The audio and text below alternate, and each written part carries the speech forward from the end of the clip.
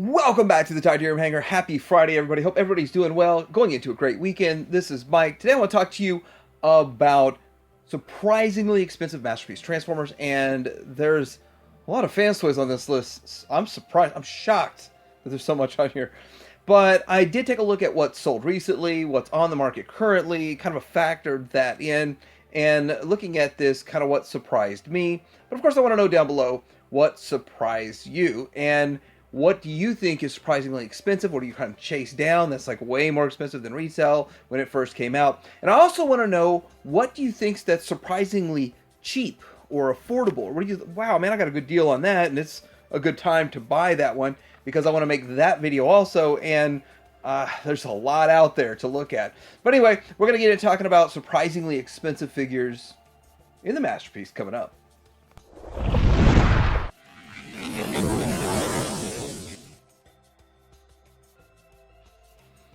First off, we're going to talk about Phantasm, and before we get into that, I want to say that I did not factor in any eBay listings from China. If you're going to buy from China, buy from a reputable retailer like Shozi. That's all I got to say. So a lot of those are hit and miss. Probably 60% of those would show up after 2 or 3 months, but 40% won't. So I'm just saying that I'm not going to factor those in. So getting into this, Phantasm is surprising because it just got released. It feels like I just did the video like a week ago, but maybe it's been 6 months. And now they're selling out or sold out everywhere. And then you look on eBay's and they're pushing 200. So original price, I think I paid 140 or something like that for mine. And from that to 200, that's a pretty big jump. And I'd say that's getting close to 50% increase in just a few months. And I don't see any reissue of this thing coming out, but Phantasm. But let's move into the next one. By the way, this list is very Fans Toys heavy, so if you guys can help me come up with ones that are not Fans Toys, that would be fun for a future video like in June or something. But this picture is perfect, because you have Hoodlum and Rouge, which were 2018 releases, which didn't sell very well, by the way, and people complained about them heavily. They're pushing 250 and 300 respectively. So the Hoodlum is 250 on average, and Rouge is about 300 now, which that surprised me. Now I'm not surprised about the Hoodlum, but the Rouge surprises me because there's like 5 options out there. There's like 5 different options. But this picture's perfect because Springer, I think he's only like 25 bucks now. Not that low. All right, so the next one that's surprising is MP44 575. The original MSRP on this, I thought it was 450, and people keep trying to say it's 500, but I thought it was 450. I got mine at Amazon Japan for $328. At the time, there was no sales tax on Amazon for me. Now there is, and I don't use Amazon Japan anymore because the dollar's a lot weaker than it was back then, so you don't really get that value. You might save 10 bucks buying from Amazon Japan now. Back then you were saving $100. But I'm shocked because everybody acted like 450 was way too much, and now that it's sold out, because this one has the trailer and the reissue toy version or whatever reissue they have coming does not. But there's still a lot of KO options out there, and people are still going to pay the extra price to get the original. A little bit surprising, but the trailer, I think, is what's selling that. Okay, so the next one is sticking with Takara and sticking with Optimus Prime MP10. Now, obviously, Prime is the main attraction, and that's going to draw people to Masterpiece. You're going to want a Prime. You're going to want a Megatron, right? So, looking at those, with that, the MP10 is commanding $300, and that's on average. I saw a loose used one. I didn't really look into the condition. That was like $240 or $250, but then shipping on top of that, all that kind of stuff. So you're still getting in the realm of 300, and for the vast majority of them, that's kind of where they're going. And then it goes up, depending on how you get it with the Toys R Us version, or are you getting the actual one from Japan, and all of that. But yeah, still commanding 300 bucks when there's so many Prime options. That's what really shocks me. I really would have thought MP10 would have taken a nosedive and been really cheap and easy to get, but I guess I was wrong. And you can't talk about Prime without Megatron. Yes, the MP36 is still commanding around $300 plus. Originally came out for $250 $250 and now going for over $300. And with that, there are so many KOs of this thing, but people still want official, and they'll still pay for it. Next, I want to talk about Fans Toys Phoenix X, and I was debating whether even to put this on here because of the fact that it was supposed to be a limited run, but then several places got it back in months later as if it got reissued, as if they ran more of these. But this thing's the best I could find from maybe a U.S. retailer, $5.99, something along those lines. Now that's, of course, you can ask whatever you want if it sells, but there's not a lot of them out there. But I do want to say that the standard Fans Toys Phoenix has taken a dive, and it was between $350, $400 before we got the Takara version, and now Takara's is out, and that one's getting pushed down to the standard one's around $220, $250, that range, which is kind of the original retail price. So that's not surprising, but at the same time, it kind of is, because Fans Toys dominates this list. So yeah, the X is still worth quite a bit. The standard one's falling. Next up is Hydra, another Fans Toys. I try to pepper other things in the middle here, in between all the Fans Toys stuff, but pushing $360. This is another 2018. People complain about the knees, and I know a lot of these are actually on the What Everybody Wants reissued list also. And as you can see, it's a pretty cool figure. It looks really good. I like mine. I'm happy with it, but it's climbing up there in price. And I got mine originally for $130, so $360. That's almost triple the price. Next up on the list is X-Transbots Clat 2, and for a figure that has an $80 MSRP, it's selling for anywhere between $230 and $300, and that is still surprising. The reason it's surprising me is because they reissued this thing, and I think they reissued it twice. I think you can get a blue version of this for pretty cheap, but nobody wants the blue version. They want the green version they had in the show. The other reason it's surprising is because there's two other really good options out there, and that's a Zeta Toys Traveler, and then there's Toy World Space Racer. And those are two other alternative versions that are out there you can go chase down. I didn't check the prices on those, but last time I checked them not too long ago, and they weren't anything near $200 like this guy.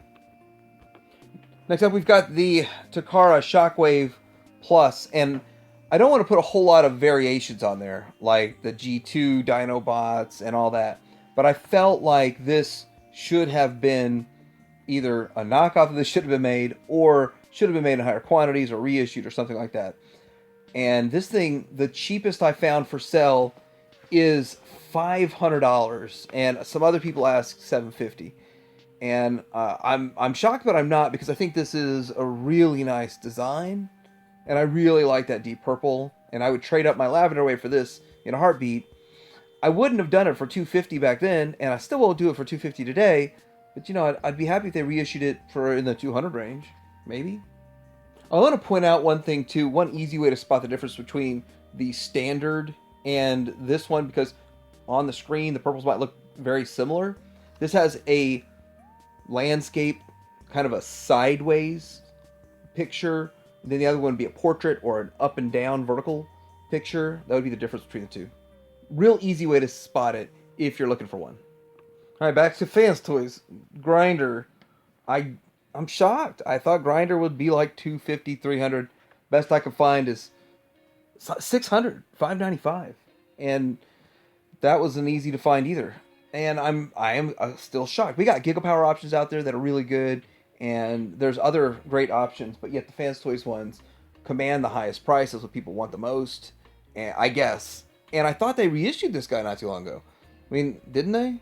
And yet he's still commanding a ridiculous amount on the secondary market. I don't even want to get into the recolors of this guy, because those are just astronomical. But yeah, Grinder, Grimlock. Grimlock costs a lot. Perfect Fusion Cesium, and this is kind of a Scoria redo. It's kind of their way of saying they weren't happy with their Scoria, and they wanted to come back and do a better job.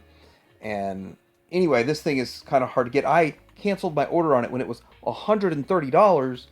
Boy, I really have a lot of respect for the old me, because nowadays, I mean, I'd pay $130 for this, no problem. the old me felt like that was too expensive and too much money.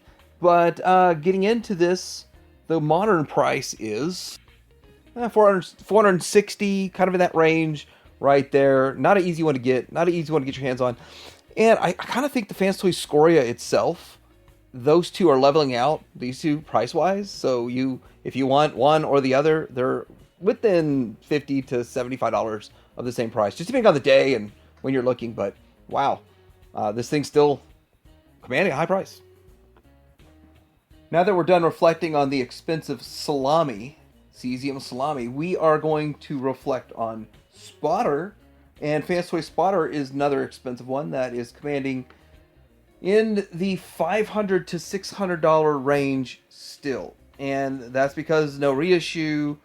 There's rumor that the mold is broken, shattered, defunct, unusable, something wrong with it. That if they were to make another one, it would be a 2.0.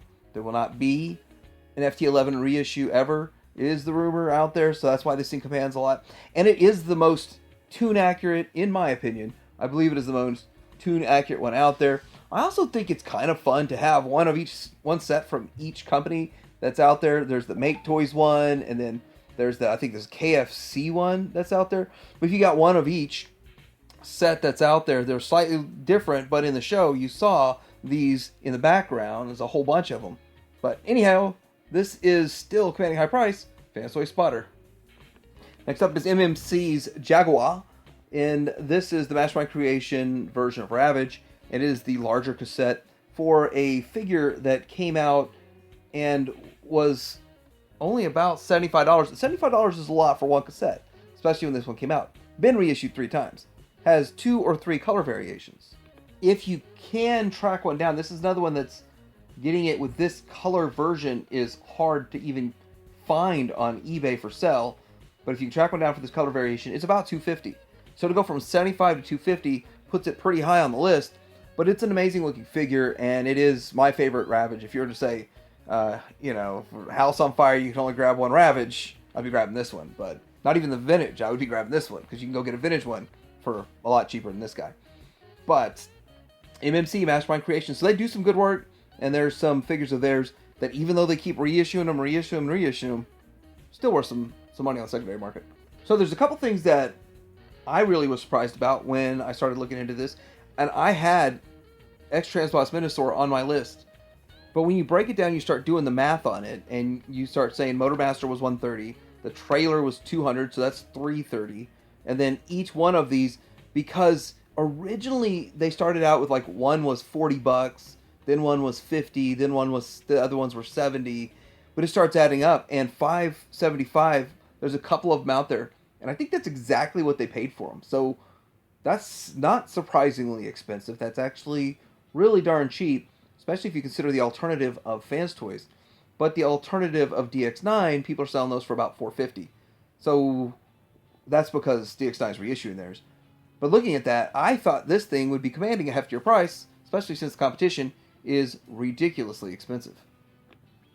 Same situation, I was kind of thinking that Toy World Devi would be going for a bit of a premium, which he was, like a $700 figure for a while there. Couldn't find it anywhere else. Now he's down to about $485, $455, $485 to buy one of these used. Someone's used one, and I believe that's because there are just so many more options coming, and a lot of people got smart and they said, hey, I'm going to get out ahead of this, and I'm going to dump my old one before the new one arrives, so I'm not trying to dump it while 50 other people are. There's only 5 or 7 other people trying to dump theirs right now.